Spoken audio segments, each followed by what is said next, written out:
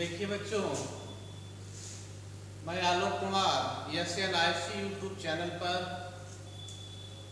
आपके समक्ष कक्षा 12 गणित शारीरिक चैप्टर से संबंधित टॉपिक लेकर आए हैं।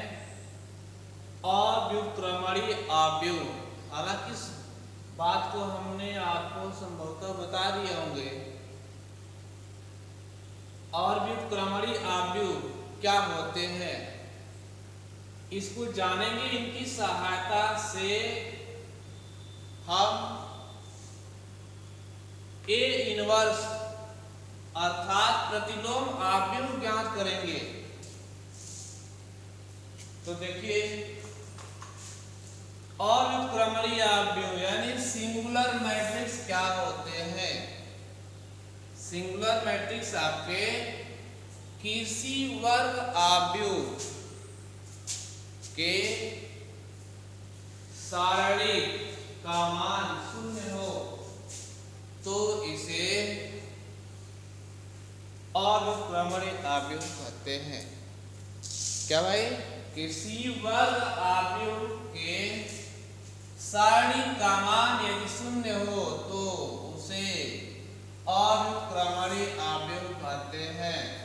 वर्ग अवयव के सारणिक का मान यदि m बराबर 0 है तो इसे वर्ग अवयव की सारणी के बारे में चर्चा हुई थी आपका अवयव वाले चैप्टर। और व्युत्क्रमणीय अवयव क्या होते हैं? यदि किसी वर्ग अवयव के सारणी का मान 0 न हो तो इसे व्युत्क्रमणीय नॉन सिंगुलर मैट्रिक्स कहा जाता है। इसका मतलब यह सारणी का a बराबर not 0, a is not equal to 0, यानी कि अवयव वर्ग अवयव की सारणी का मान यदि 0 के बराबर नहीं है तो इस मैट्रिक्स को क्या कहेंगे? व्युत्क्रमणीय अवयव कहेंगे। तो अगली टॉपिक है, आप देखेंगे A का प्रतिलोम, A का प्रतिलोम, A का प्रतिलोम अर्थात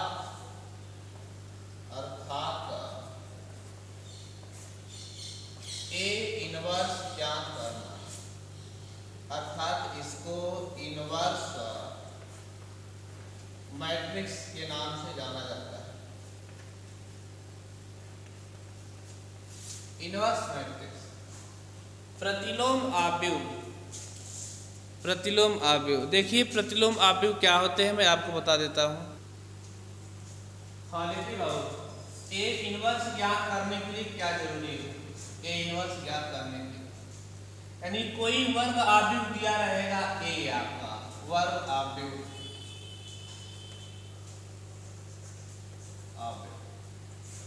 ठीक है। स्क्वायर मैट्रिक्स, इसमें पहली शर्त है कि इस वर्ग अवयव के सारणी का मान 0 के बराबर नहीं होना चाहिए।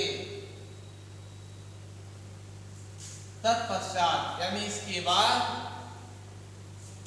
तब A इनवर्स बराबर होता है एडजॉइंट A अपान वर्ग अवयव के सारणी का मान। A इनवर्स बराबर होता है adjoint A upon A inverse sorry वर्ग अवयव की सारणी का मान। और वर्ग अवयव के सारणी का मान कितना कैसे निकालते हैं उस बात को आप जानते हैं, ठीक है।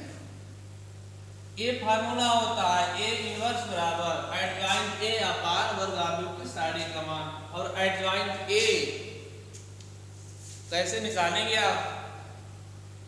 सखंडज अवयव, क्या करेंगे भाई? सखंडज अवयव ज्ञात करने के लिए पिछली वीडियो में आपको बताया गया था। सबसे पहले क्या निकालेंगे आप? आपको ये वर्ग अवयव दिया गया है तो आप निकालेंगे A11 निकालेंगे, A12 निकालेंगे, निकालेंगे, A21 निकालेंगे, A22 निकालेंगे, A23 निकालेंगे और A31, 32, 33 यदि वह तृतीय क्रम का है तो इतना निकाल लिया आपने। और क्या भाई, यानी कि जो आव्यूह दिया गया है उसका हम क्या सहगुणनखंड प्राप्त करेंगे, और सहगुणनखंड प्राप्त करने के बाद इस जो सहगुणनखंड से एक आव्यूह प्राप्त होगा उसको हम v के बराबर लिखेंगे, और एडजॉइंट A बराबर सहखंड A बराबर क्या प्राप्त होगा, वह प्राप्त हो जाएगा B का परिवर्त आव्यूह जो होगा, ठीक है ना। और उसी में इसके साइड के मापांक से भाग दे देंगे, आपका A इनवर्स प्राप्त हो जाएगा। बस ये फॉर्मूला आप याद रखो, मैं अभी आपको दिखाता हूं। जैसे एग्जांपल लेते हैं हम, एक एग्जांपल ले लेते हैं, छोटा सा उदाहरण।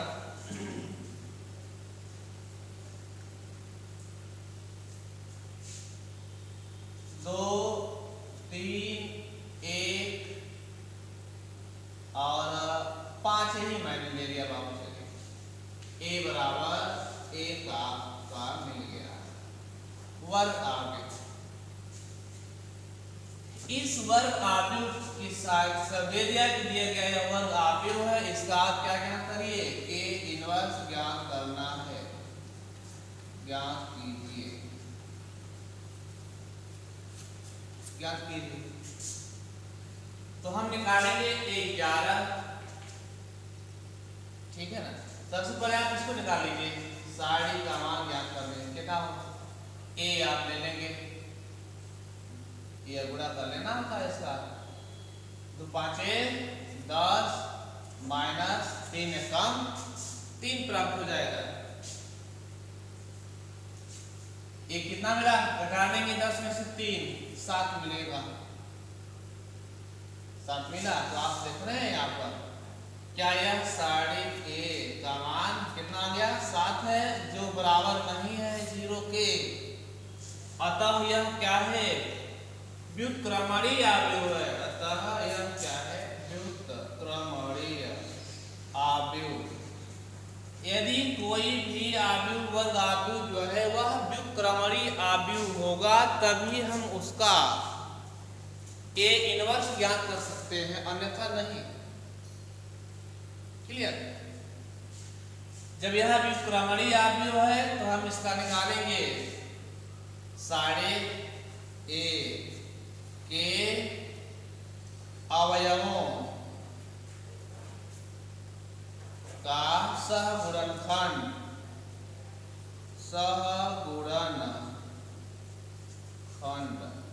और सहगुणनखंड बराबर क्या होता है, -1 power r plus c into उपसारित होता है। और किस बात है ना बाबू, तो सहगुणनखंड यानी कि 11 बराबर हो जाएगा आपका -1 पावर, ठीक है ना। यह क्या है, प्लस ही होगा, और आपका ये लेंगे आप, ये समाप्त हो गया, ये समाप्त होगा, अर्थात कितना मिला, 5 मिल गया। और A12 बराबर, 12 का मतलब पहला पंक्ति और दूसरा स्तंभ है भैया, आराम से देखिए, इसमें ये 12 यह वाली बात, यह समाप्त हुआ और यह समाप्त हुआ, क्या मिलेगा, 1 मिलेगा। और देख रहे हैं विषम स्थान है, 2 1 3 होगा, यानी कि -1 प्राप्त हो गया। और उसके बाद A21, क्लियर, A21 बराबर क्या मिल जाएगा, 1 लेंगे, समाप्त हुआ या समाप्त हुआ, क्या मिलेगा, 3 मिलेगा। और यह भी आपका -1 को और आप प्लस c करेंगे तो माइनस ही प्राप्त होगा, 3। और A22 बराबर प्राप्त हो जाएगा कितना, यह लाइन हुआ, यह लाइन 2 प्राप्त हो गया, 2 प्राप्त, क्लियर हुआ। अब आपका यह सहगुणनखंड प्राप्त हो गए ना, सहगुणनखंड प्राप्त हो गए, यहाँ से क्या देखेगा, इन साड़ी के अवयवों से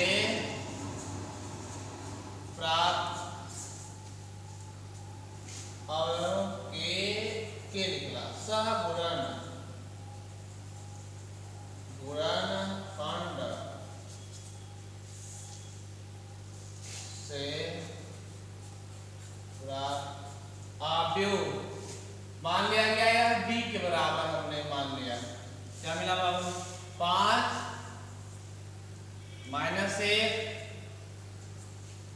और -3 और कितना 2,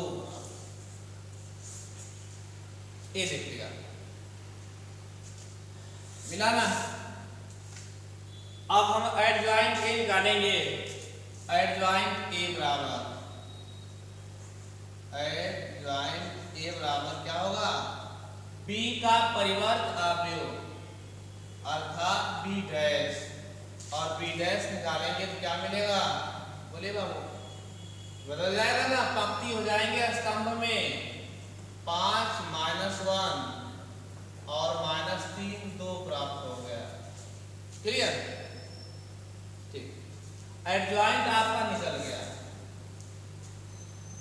और इसके बाद हमें चाहिए ए इनवर्स, तो ए इनवर्स बराबर फार्मूला होता है एडजॉइंट ए अपान वर्ग अवयव की सारणी का मान, ए मिल गया।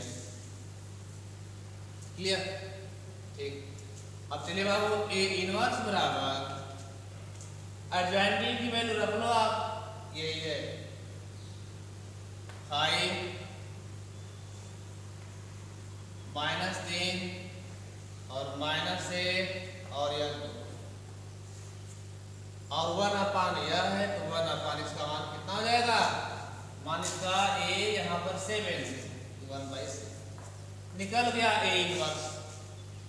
यही व्युत्क्रम अवयव यानी जो वर्ग अवयव आपका दिया गया है उसका व्युत्क्रम अवयव कैसे ज्ञात करेंगे, आपके सामने प्रोसेस है।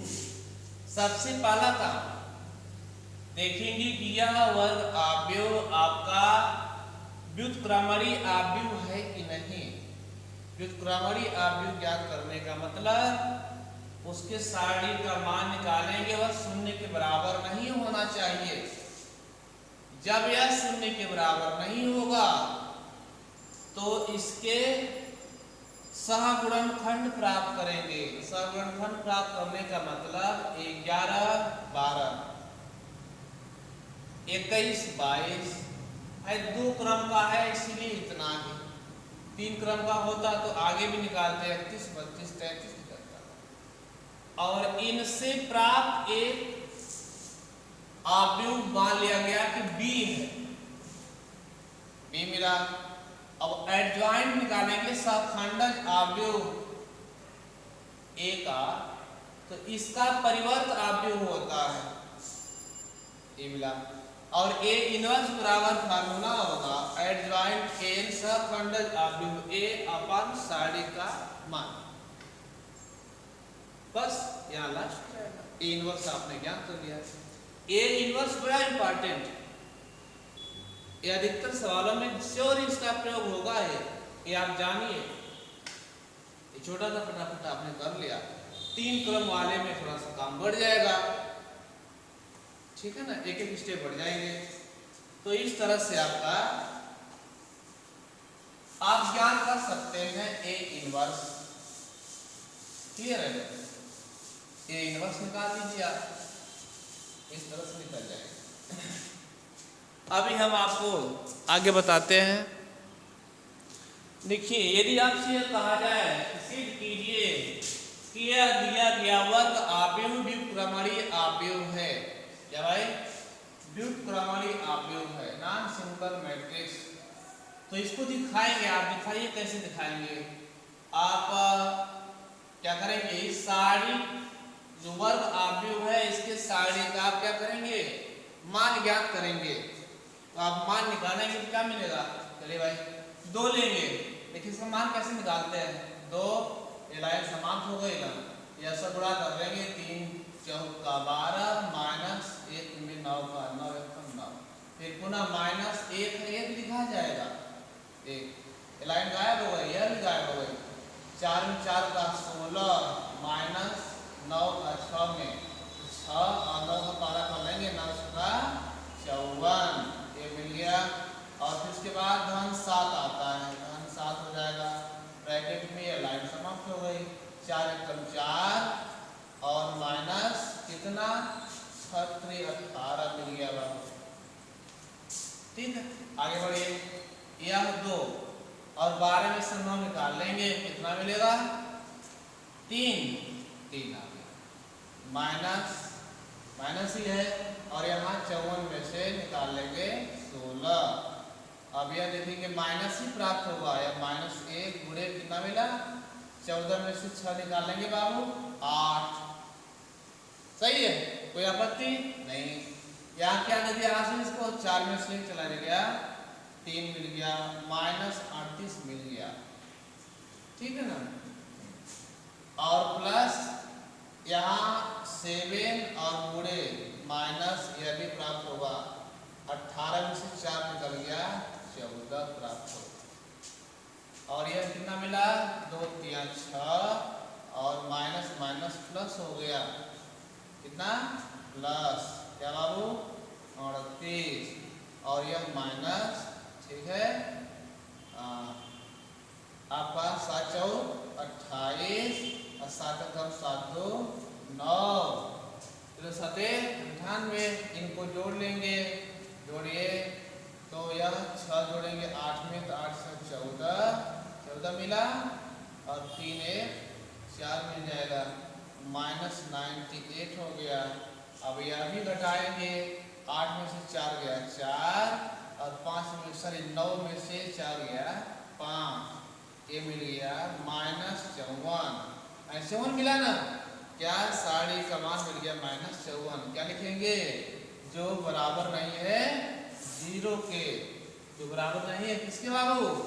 0 के, यानी कि इसका मान बराबर नहीं है 0 के। अतः यह क्या है?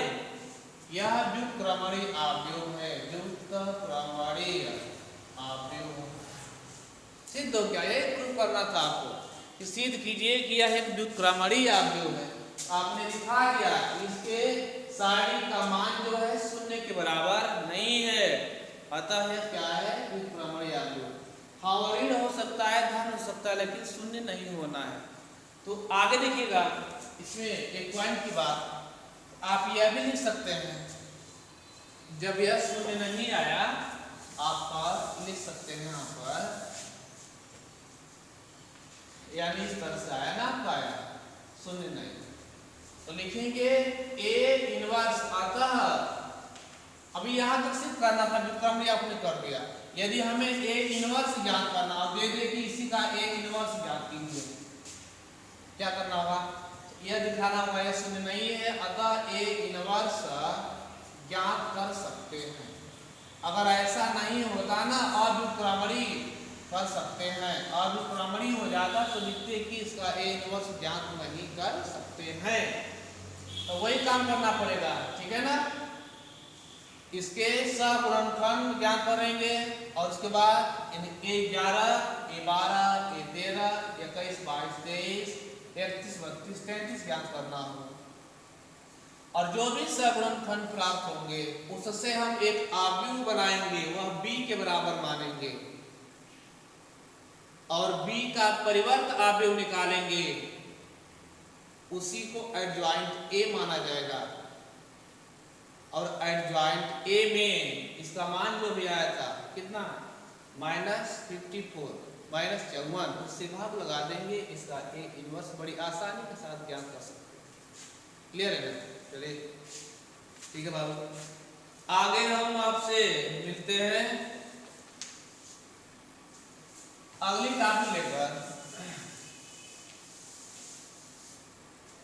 टॉपिक है अवयव द्वारा रेखीय उपज समीकरणों का हल।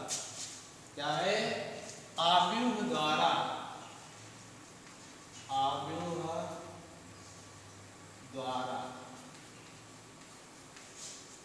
रेखीय युगपद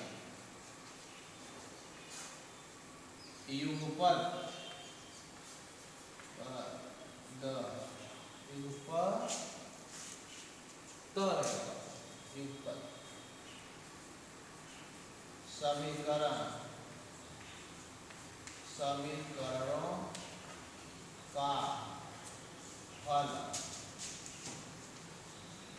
अवयव द्वारा रेखीय उपज समीकरणों का हल।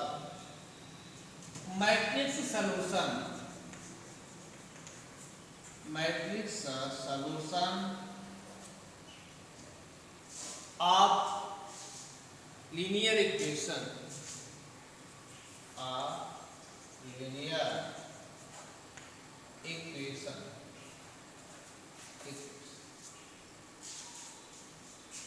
ये आप जान करेंगे आव्यूह के द्वारा रेखीय समीकरण। जैसे आप इसको हल करते हैं ना, 2x धन 3y बराबर 10 दिया है और 2x प्लस y बराबर 20 दे दिया। इसको यदि हमें हल करना है, ये रेखीय समीकरण है, युगपत समीकरण माने ये समीकरण का जोड़ा है। इनको हल करने के लिए आप पीछे कक्षाओं में पढ़े थे। इसमें विधियां प्रतिस्थापन विधि, विलोपन विधि जैसे भी हल कर सकते हो आप। लेकिन इस युगपत समीकरण को आव्यूह की विधि के द्वारा हल किया जाएगा। इसमें आपके 2 चर भी हो सकते हैं, x y 3 चर भी हो सकते हैं, ठीक है ना, x y z भी हो सकता है। इसको कैसे सॉल्व करेंगे भाई? इसको सॉल्व करने के लिए आगे मैं बताता हूं नियम। देखिए बड़ी आसानी बात, ध्यान देंगे आप एकदम सावधानी से।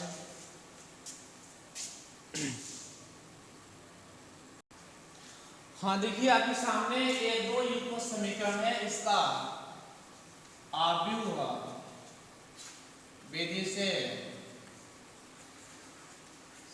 हल ज्ञात करना है, ज्ञात करना। कैसे करेंगे? सबसे पहले सॉल्यूशन में इसको लिखेंगे, यह जो दिया गया समीकरण है इनको हम माना ax बराबर b, ठीक है। तो यहां से क्या मिलेगा आपको? x बराबर मिल गया a इनवर्स b प्राप्त, a इनवर्स b, समीकरण नंबर 1। और ये जो दिया गया आव्यूह है, सॉरी युगपत समीकरण, इन्हें आव्यूह रूप में लिख दे, ठीक है। दिए गए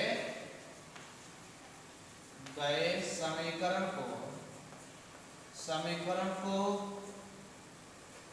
आव्यूह रूप में लिखने पर लिख दीजिए। ए आप लिखेंगे तो यह ए का मान होगा, ए बराबर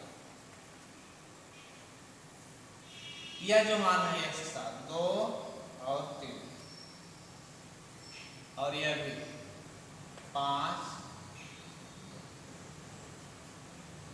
ध्यान दीजिए, अगर इसमें z यदि होता तो हमें आपको 3 समीकरण देगा उसमें। यदि z भी दिया गया है तो उस केस में आपको 3 समीकरण दिए रहेंगे, आपको समझ लिए। यह मिल गया a बराबर और x बराबर आपका है x बराबर x और y, ठीक है। अगर z वाला सब 3 समीकरण होता तो x y z हो जाता आपका इसमें, इस तरह से। और b की वैल्यू है, जहां पर b की वैल्यू है कितना 1 7, ये आपको लिखना एकदम निश्चित रूप से लिखिए, ठीक है ना। यदि आपको ऐसे रहता है, ऐसे समीकरण हो जाता तो यहाँ 3 समीकरण होता तो 3 चर भी होते, x y z होते या t u भी होता, इस तरह से होता, ठीक। आप देखेंगे अब हमें यही इसी का काम करना है, इसी पर, इन दोनों से कुछ नहीं बोलना, इसकी सहायता हम लास्ट में लेंगे, इसका काम करना है। लेकिन हम इस a की सहायता से a इनवर्स ज्ञात करेंगे, बस यही काम है, सॉल्व हो जाएगा आपका। a इनवर्स ज्ञात करेंगे और भाई a इनवर्स ज्ञात करने से पहले हमें पहले तो देखें कि यह a इनवर्स ज्ञात करने योग्य है या नहीं। चलिए भाई इसका मान निकालिए, साइड का कितना होगा, 2 दूना के 4 और -3 5 15। क्या मिला? 4 में से 15 घटाएंगे, -11 प्राप्त हो गया, जो बराबर नहीं है 0 के। अतः ए इनवर्स ज्ञात कर सकते हैं, ज्ञात कर सकते हैं या ज्ञात किया जा सकता है, यानी इसका मान प्राप्त हो गया। आवश्यकता पड़ेगी बाबू -11, ध्यान नोट कर लीजिए। चलिए, जब ज्ञात कर सकते हैं तो इसके बाद वाला काम, हाँ, इसका सहगुणनखंड ज्ञात करेंगे। चलिए भाई, सहगुणनखंड ज्ञात करेंगे, इसको मिटा रहा हूं मैं, कमी आप ध्यान दीजिएगा। यहाँ मैं नोट कर रहा हूँ, b बराबर है 17 और x बराबर तो पता ही है। चलिए, a बराबर क्या था उसको नोट कर लेते हैं।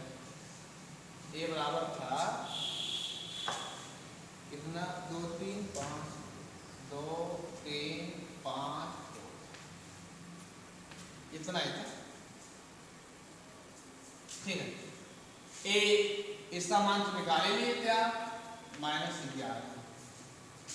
अब लिखेंगे a के सहगुणनखंड से प्राप्त अवयव। a11 निकालो आप सीधे। देखो बाबू, यह समाप्त कितना? 2 मिलेगा। a12 कितना मिला बाबू? या 3 मिला। 3 लिखेगा, 2 1 3 विषम हो जा रहा है, माइनस हो जाएगा यार। a21, यह भी 2 और 1 3 विषम संख्या से हो जा रही है ना, तो यहाँ भी माइनस लग जाएगा। इसका कार्य भैया 5 और a22, 2 2 4 हो जा रहा है आपका, 22 4 आ जा रहा है। सम संख्या है, यह घन ही रहेगा, यह कितना? 2 प्राप्त हो जाएगा। क्लियर हुआ? अब यहाँ पर क्या लिखेंगे? a के सहगुणनखंड के अवयव से प्राप्त अवयव b बराबर मानना होगा। b बराबर माने क्या? 2 -3 -5 और क्या बाबू? 2 प्राप्त। एडजॉइंट निकालना पड़ेगा। एडजॉइंट a क्या हुआ? एडजॉइंट a बराबर b का परिवर्त अवयव b डैश ना। एडजॉइंट a बराबर क्या मिलेगा? क्या ध्यान देता b डैश समान रखिए 2 -3 और -5 और 2 प्राप्त हो जाएगा। पक्का? आप क्या करेंगे? अब a इनवर्स निकाल लीजिए आप। a इनवर्स निकालेंगे तो यह हो जाएगा एडजॉइंट a अपान, यह मिल गया। ठीक है, चलिए निकाल लो आप यहां से, मान रख दो a इनवर्स, इसका मान 1/-11 और यह मान मिल गया एडजॉइंट a का 2 -5 और ये कितना? -3 और 2 प्राप्त हो गया। क्लियर? a इनवर्स निकल गया और b भी पता है और आपका x बराबर भी पता था। x बराबर भी, b कितना है? b बराबर है 17 और x है आपका xy। और ये समीकरण एक यहां पर हम मान ले थे a इनवर्स बराबर x बराबर a इनवर्स b माना गया था इक्वेशन नंबर 1 शुरू में। तो हम यहां लिखेंगे a इनवर्स का मान और b का मान और x का मान समीकरण नंबर 1 में रखने पर, तो समीकरण नंबर 1 में जब रख देंगे आप, रखे जी x की वैल्यू यह रख लिया आपने xy बराबर a इनवर्स का मान 1/-11 2 -5 -3 और यह 2 और इसके बगल में b की वैल्यू 1 से है। इन दोनों का मल्टीप्लाई करेंगे, भाई आव्यूहों का गुणा इसमें करना ही होगा। इस नियम को भी आप जान लीजिए, याद कर लीजिएगा अगर सुन रहे होंगे तो, ठीक है। और नहीं जानते हैं तो जान लीजिएगा किसी की सहायता से। चलिए -1/11 मिला, ठीक है। इसका मल्टीप्लाई लिखिए इस तरह से, इस तरह से 2 का 1 में कितना हुआ 2 × 2 और फिर इसका इसमें -7×5 = 35, ठीक है। अब यहाँ पर समाप्त हो गया। अब इसका होगा इसमें हो जाएगा, यहाँ लिखेंगे तो -1 का -3 और 2 का 7 में 7 × 14। आगे बढ़ेंगे -1/11, 35 में से 2 निकाल देंगे -33 बचेगा और 14 में से 3 माइनस कर लेंगे, कितना 11 बच गया, शाबाश। और इधर है आपका x y। इसको आप ऐसे भी कर सकते हैं भाई, अंदर भेज दो इसके, -11 इसके बटा में जाएगा, ये माइनस प्लस हो जाएगा और 33 में 11 के बाद हो जाएगा 3 और यहाँ पर माइनस लग जाएगा और 1 प्राप्त हो गया, सॉरी माइनस। क्लियर। अब यहाँ पर देख रहे हैं ये बाएं पक्ष में x y और दाएं पक्ष में 3 और -1। यह दोनों आव्यूह आपस में बराबर हैं। जब 2 आव्यूह आपस में बराबर होते हैं तो उनके संगत अवयव भी आपस में बराबर ही होते हैं। अतः x बराबर, ठीक है, आव्यूहों की समानता से बाबू x की जगह क्या है, x बराबर 3 हो जाएगा और y बराबर -1। सॉल्व हो गया। x y की वैल्यू आपने आव्यूह विधि से प्राप्त कर लिया। यही करना है, कुछ नहीं। सिर्फ सावधानी क्या क्या करना था इसमें, हमें जो भी समीकरण दिया था उन्हें आव्यूह रीति में लिखा और उसके बाद इनका A इनवर्स ज्ञात किया और A इनवर्स में क्या प्रोसेस होता है आप जानते हैं। और फिर A इनवर्स और B का आपस में गुणा किया और दोनों आव्यूहों को आपस में बराबर कर दिया, x और y का मान प्राप्त। यही है आव्यूह विधि से x और y का मान ज्ञात करने का तरीका, ठीक है। कोई आपत्ति नहीं? आपत्ति यदि होगी तो आप बताएंगे, फिर उसको हम समझाएंगे। आप कोई भी समस्या हो जरूर अपना समस्या हम लोगों तक पहुंचाइए, ठीक है ना। अगली वीडियो फिर मिलते हैं आपसे, तब तक के लिए नमस्कार, धन्यवाद।